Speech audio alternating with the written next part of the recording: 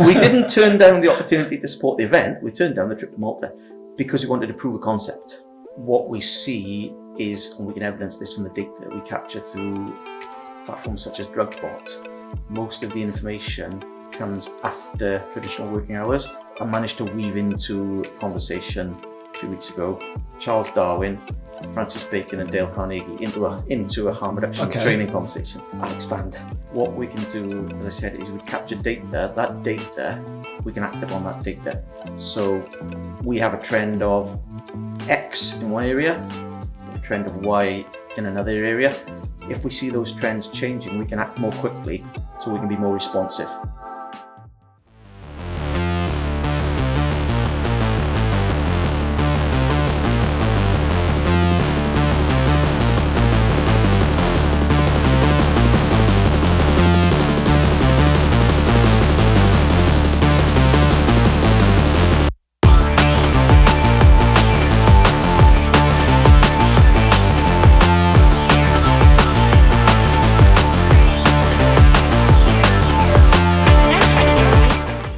Hello, welcome to Drugs Unwrapped with myself, Rob. Today I'm delighted to be joined by Mark Tudor. Mark, how are we?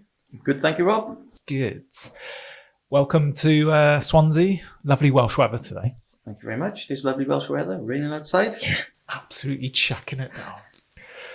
Can't beat it. Mark, to start off with, best really in terms of if you're able to just explain a little bit about yourself and also Substancy as well. Absolutely. So I'm Mark Tudor. I am one half of Substancy. The other half is Dr. Ivan Esquero Romano. We set up Substancy to be at the intersection of substances and technology. Substancy is a breakdown of substances and technology.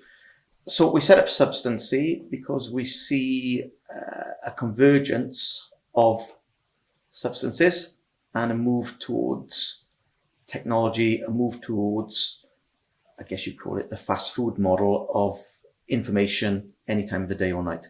What we do is we provide digital solutions for people who use drugs and those that support them.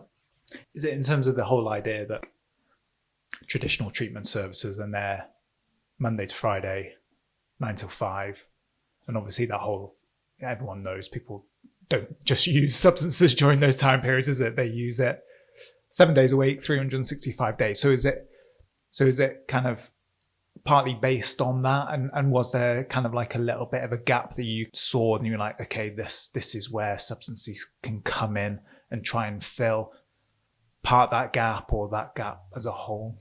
Absolutely, hit the nail on the head. As you said, traditional treatment services, Monday to Friday, 9 to 5. You might have some operating on a Saturday or some doing a late night duty.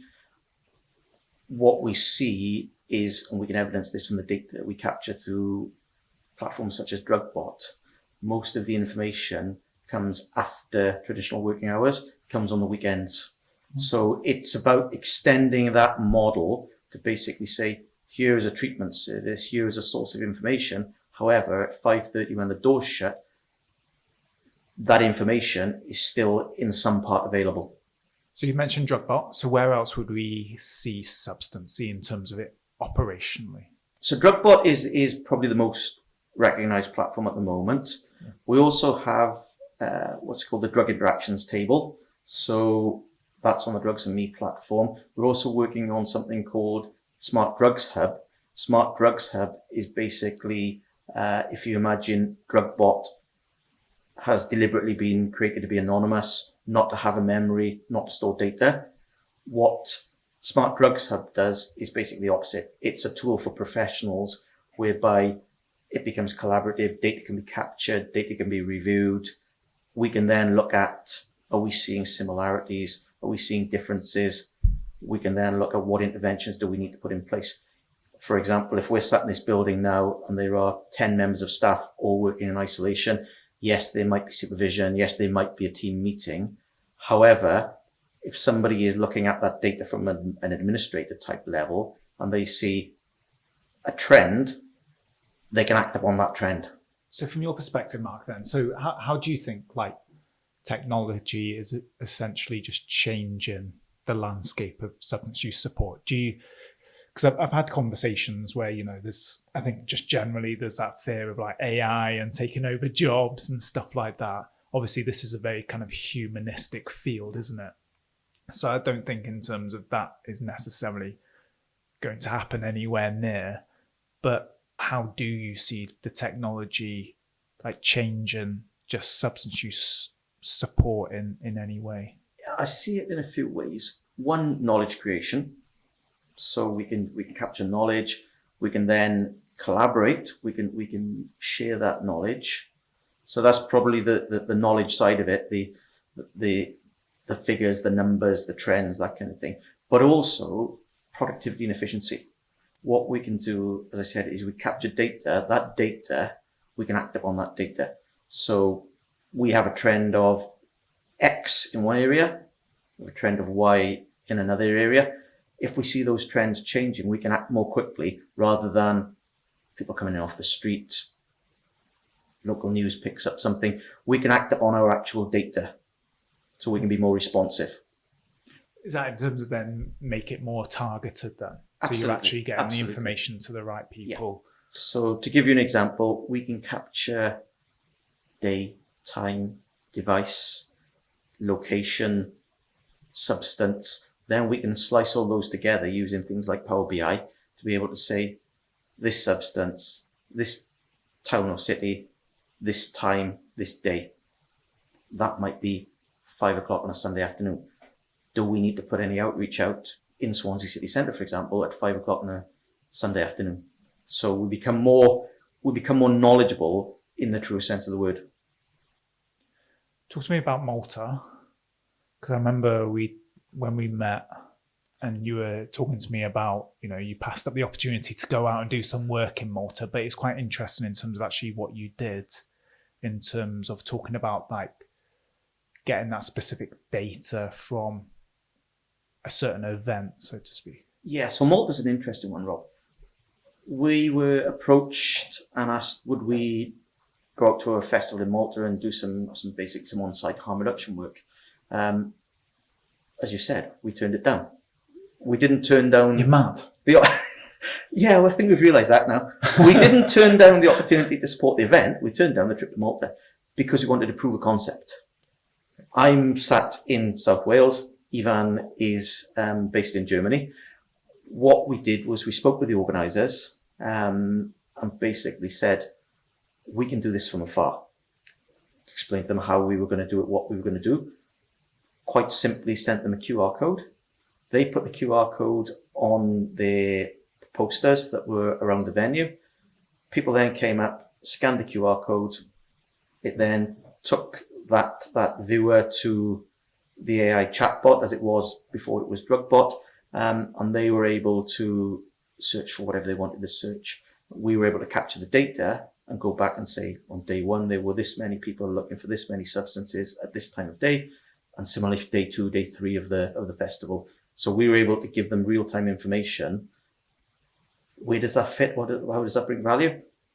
This year, they know day 1 is potentially going to be different to day 2. It's going to be different to day 3. So they can tailor their harm reduction interventions by day if they wanted to. That's fascinating, really, that you're able to kind of just do that in real time, and just the adaptability aspect of it. Yeah, absolutely. Is critical.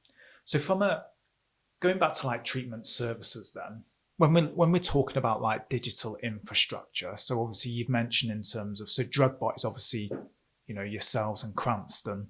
Yeah. We've had Meg on before in terms of talking about Drugbot specifically.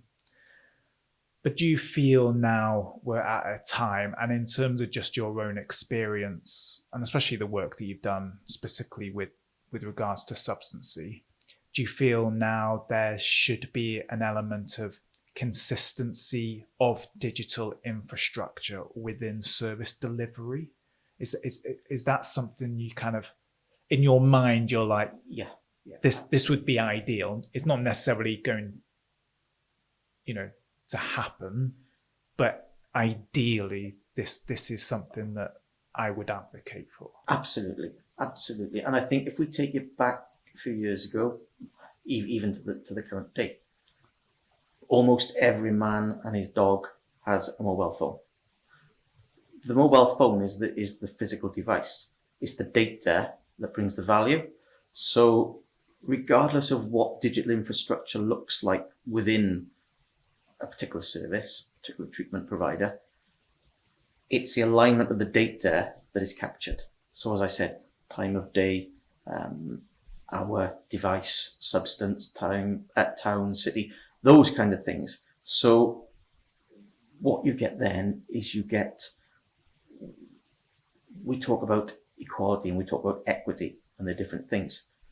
We don't just get the equality, we get the equity because everybody is presenting the same data in the same way.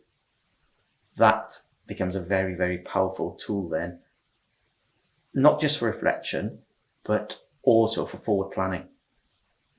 We look at things like, we talked about the enhanced games before we started. We look at the enhanced games. We look at peptides.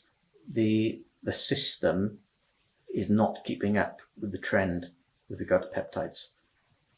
Every time I look at social media, there's an advert for peptides. If I look at things like LinkedIn, there are commentators talking about peptides.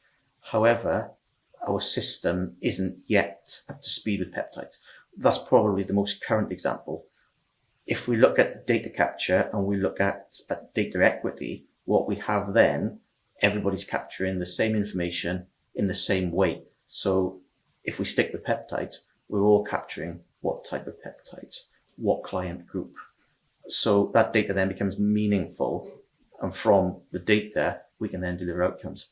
I managed to weave into a conversation a few weeks ago, Charles Darwin, Francis Bacon and Dale Carnegie into a harm reduction training conversation. I'll expand. Darwin speaks about it's not the smartest or the strongest, it's the most adaptable to change. Francis Bacon then said, knowledge is power.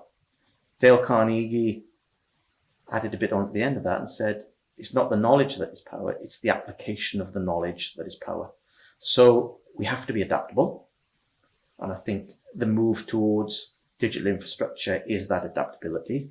We have to understand that the knowledge is power, but what we've got to do is be more Dale Carnegie, and we've got to apply that knowledge. Once we've applied that knowledge, we can bring value into real world settings.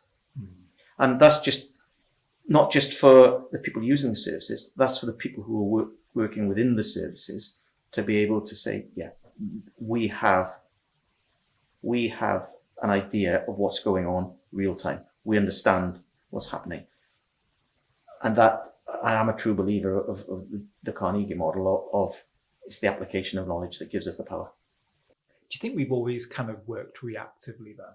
Do you know, in terms of, because up until now, obviously you've mentioned quite a few times it's all real time and stuff. Whereas, you know, I guess I'm coming from 15 years experience. Obviously you've worked in the harm reduction field. I'm not going to put a number on it, Mark, but let's say for 15 years experience as well, is it? But no, but it always seems to be reactive, a lot of it. You know, we can kind of say, oh, okay, well, this is happening there and this is happening in this country and we're going to see it. And, you know, I always go back to, you know, there was epidemic of certain things happening in the US that we just never saw here, you know, crystal meth being a big aspect of it, you know. So I guess we can prepare for certain things, but a lot of the work, I would say, is reactive. This sounds like it maybe changes the game a little bit. Absolutely. Yes, I would agree we've been reactive. I don't think we've been reactive by choice. I think we've been reactive by design. One of the things that we've deliberately done is work on data capture to remove that level of reactivity, to become present. I would use the word present. We're in the moment. So as soon as somebody asks a question, has an interaction, we can look at that and we can say, yeah, how does that fit as an individual message or individual comment? How does that fit with the trend? And how does that fit with the wider outside world that we're seeing at the moment? From that, then we're able to say, actually, guys, we're seeing a massive increase in this particular substance. We're seeing lots of people asking about it. What are you guys on the ground in treatment services seeing?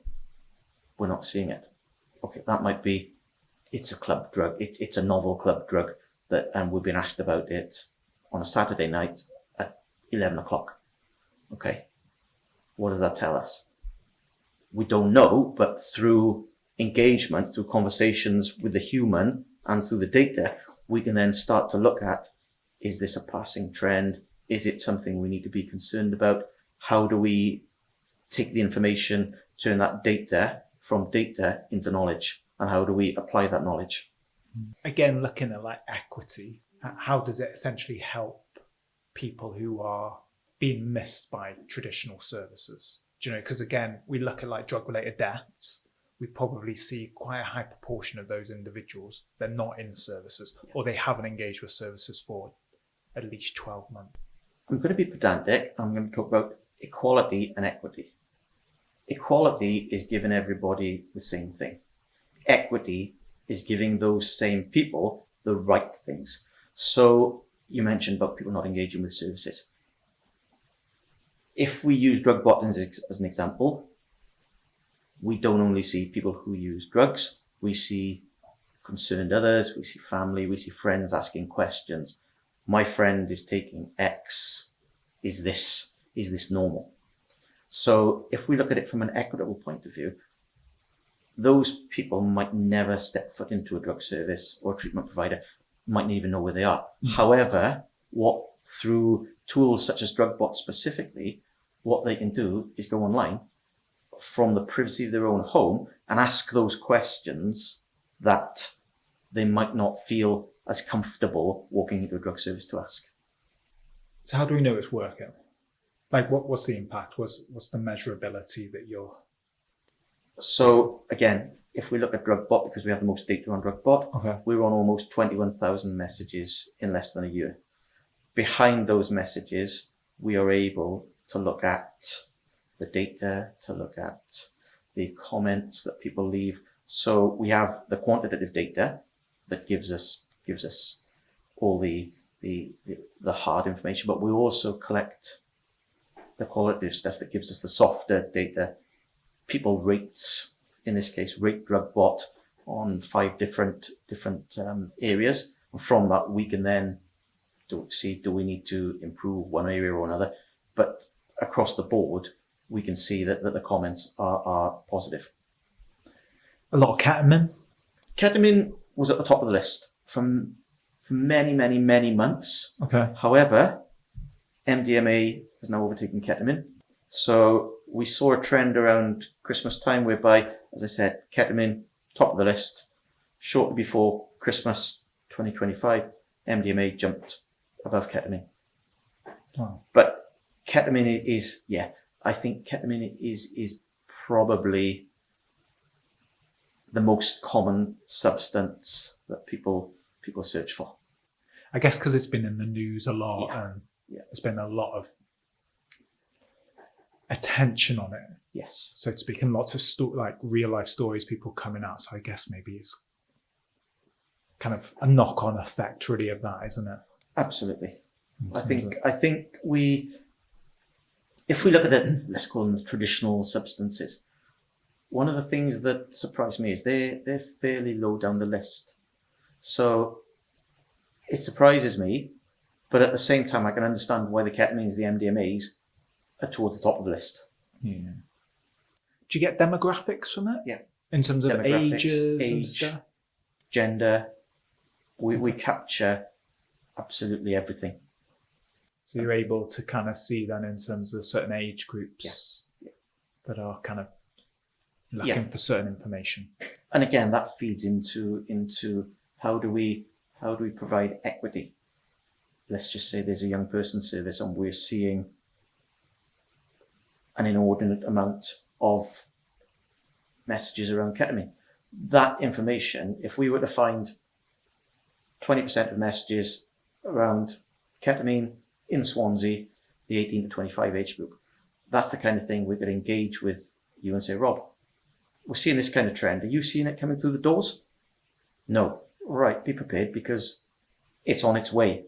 Or, yes, we are seeing it coming through the doors. Right, okay, we've now validated our data and we know our process is robust. So I guess it's helping then in terms of getting like rapid messaging out then as well, and getting, because again, you know, we kind of obviously, whether it's kind of like from data from the ONS in terms of drug-related death data, which obviously is annual, but a lot of time has passed sometimes in terms of when certain occurrences or situations have happened that are picked up on that set of data, or you're kind of hearing of, you know, again, in relation to maybe drug checking results, sometimes a bit quicker. Depends where you get those results kind of checked from it. But I guess with this, in terms of if you're getting the data right there and then, you're able to get whatever messages need to be kind of made and ultimately disseminated. Absolutely. ASAP. And I think if you look at the mixing console there, that's a perfect metaphor for what we do. We're always adjusting the dials. We're always putting new information in. So one of the things we do is, with the two things we do actually, one, we quality assess it. So we're constantly quality assessing the messages that it's pushing out, but also we're constantly curating it. So at the moment, we've spoken about peptides. One of the things we're looking at is where are valid resources around peptides, because by their nature, there aren't many resources around peptides, any clinical type papers around peptides. There are a few around, but we curate things and we look at it and we say, right, does this bring value? What's this going to do? What's it going to tell us? What's it going to tell the user of the platform or platforms? What's it going to tell them? And is it meaningful? So we constantly have what's called a human in the loop, whereby we are checking, self-checking. We have a panel that checks. So that information isn't static. It's updated on a regular basis, and it moves with the trends. So there's a lot of research in Australia being done around peptides at the moment. So Australia is one of the go-to places for information. So we work with organizations, people like Avon in Australia, we use their data. So it's not just UK based, it's not just particular treatment provider based, it's global dissemination and curated into the back end, into the knowledge base, what we call the knowledge base. Yeah. And you mentioned the enhanced games. That's the right terminology. Enhanced games, yeah. The enhanced games. So obviously, and around peptides then.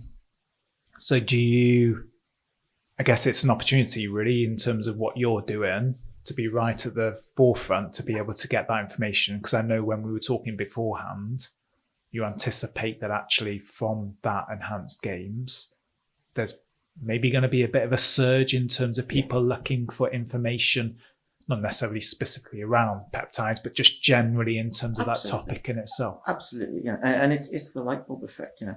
People take up tennis after Wimbledon. People take up skiing after the Winter Olympics. We see for a couple of weeks. Yes, absolutely. we see those. Whilst it's still trends. sunny. And that's what you've got there is you've almost got something that is demand driven. So, as I said, the light bulb comes on. There's Wimbledon. Weather's nice. I'm going to play tennis until the weather's not as nice. What I think we'll see with enhanced is we will see a different group of people, because if we look at enhanced as a concept rather than a physical event, it looks to be normalizing the use of enhancement substances. From a cultural perspective, then we don't have this underground model whereby iPads are illegal, they're underground. What we have is athletes, by definition, athletes using enhancement to increase their performance. It then becomes normalized, and then Mr. or Mrs. Average see there's something aspirational. Okay, I'm going to go out and I'm going to buy my testosterone, I'm going to buy my peptides, I'm going to buy whatever, because then we get into, as I said, aspiration. I can look like that. I can run like that. I can jump like that. We look at it's the Olympic faster, higher, stronger model. What do I need to do to make myself faster, higher, stronger?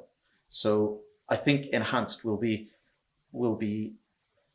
an interesting socio-cultural experience. Do you agree with that? I don't disagree with it. Okay. I believe that if it's done correctly, so athlete support personnel, doctors, the right support is in place, I believe it could lead to other things. Again, if we look at Wimbledon, one of the things we see at Wimbledon is top level tennis players, but we always see the camera pan to their support team, which will be a doctor, a trainer, a physio. So the actual model, the paradigm is already there. It's just being applied in a very different way. Going back then in terms of the harm reduction field and digital kind of innovation then, Mark, not to obviously give the game away in terms of what maybe your plans are or what you're working towards, but what do you think the future does hold in terms of how far it can go? And I guess it's possibilities, and I guess maybe possibilities are endless to a degree, maybe, but what do you think the future does hold? What are some of the big next steps do you envisage within the field? I think as we see more substances, more novel substances coming, we already know, if we look at synthetic opioids, when the synthetic opioid journey started, there were opiates being cut with synthetic opioids. Now we see almost every substance you can think of being contaminated with something or other. We look at orphines, they're probably coming through the system. What I think we will see is a greater move to substances being contaminated with other substances. I think polydrug use, we will see, we will, at its simplest terms, Escape nightclub. I walked past Escape nightclub on the way here. Cocoethylene. People taking cocaine and people drinking alcohol. That's been around for years. But I'd suggest not a lot of people who go out on a Friday and Saturday night and use cocaine and drink alcohol would actually know what cocoethylene is or the effects of cocoethylene. So things like interactions, we're looking at an interactions table at the moment that will basically be front and center, so people can check, I'm taking X and Y, what are the effects? And it's about getting that into a public facing arena whereby we're imparting knowledge, we're bringing knowledge at the earliest possible opportunity. So previously, if we take cocoethylene, you would come into somewhere like this building, you might have had a leaflet that said, did you know cocaine and alcohol create cocoethylene? Now, what we want to be able to do is to say, type cocaine into the interactions table, type alcohol into the interactions table. Right, this is what it is, these are the effects, this is what you need to look out for. So it's those kind of things. It's easy to say real world, but it's those real world interactions that are probably taking place now, unwittingly or knowingly, but getting the information out there to be able to say, you are now informed. That's my goal, that's Ivan's goal, is to create as much knowledge. And I don't want to sort of bash traditional AI type routes, but the more sector specific we can be, the more curated we can be, the more value we can add. Brilliant. Mark, thank you very much. Thanks for inviting me along, Rob. Yeah, no worries. Thanks, Mark. And to everyone else, we will see you soon. Bye-bye. If you have been affected by any of the issues discussed in today's podcast, please reach out. Barod have a free and confidential live web chat service that is available 7 days a week on our website at barod.cymru, where you can chat to a trained support worker. Alternatively, you can contact Wales's National Drug and Alcohol Helpline, Dan 24/7, either by calling 0808 808 2234 or text Dan to 81066.